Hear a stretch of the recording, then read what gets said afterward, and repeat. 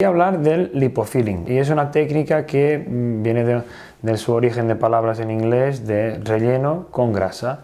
En este tipo de intervención lo que buscamos es aumentar el volumen de una parte deficitaria del cuerpo. La gran mayoría de los casos nos solicitan hacer aumentos de volumen con grasa o bien de los pechos o bien del glúteo, ¿de acuerdo? Sería como que lo más frecuente. También hacemos rellenos con grasa de zonas de la cara.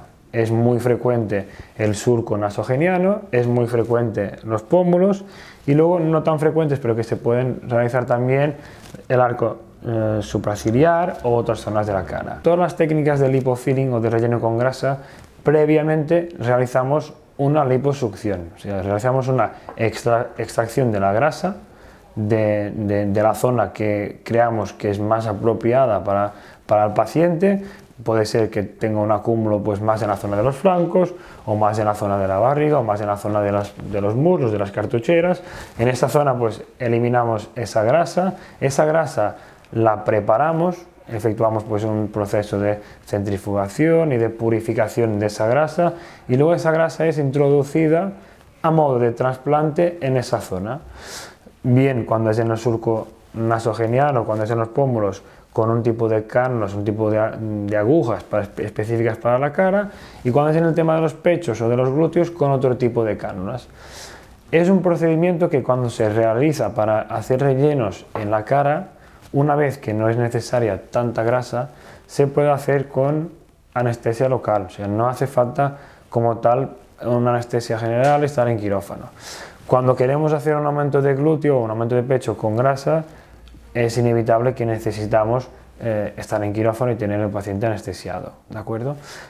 ¿Qué tipo de pacientes es más candidato a esto? Está claro que es muy importante el índice de masa corporal, es decir, un paciente será buen paciente a un trasplante de grasa o un relleno con grasa siempre y cuando tenga pues grasa. Está claro que si el paciente tiene una extrema delgadez o no tiene prácticamente grasa subcutánea, no va a ser un buen paciente para efectuar este procedimiento.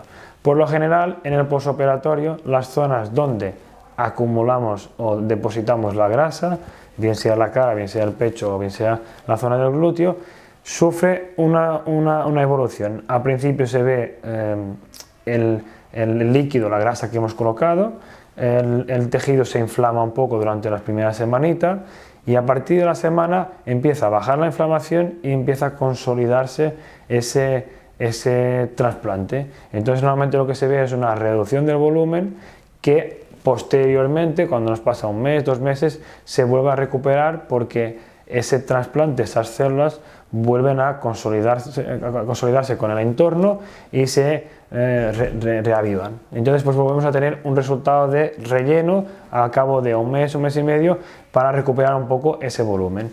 El paciente no tiene que hacer en especial ningún tipo de reposo, al ser una intervención que no implica pues, incisiones ni cortes. El paciente hace un posoperatorio bastante normal, haciendo vida normal, y hacemos las revisiones cada semana para decidir un poco si tenemos que hacer masajes o drenajes linfáticos o no. Y por lo general, a partir de los 3 meses, los resultados suelen ser ya bastante definitivos.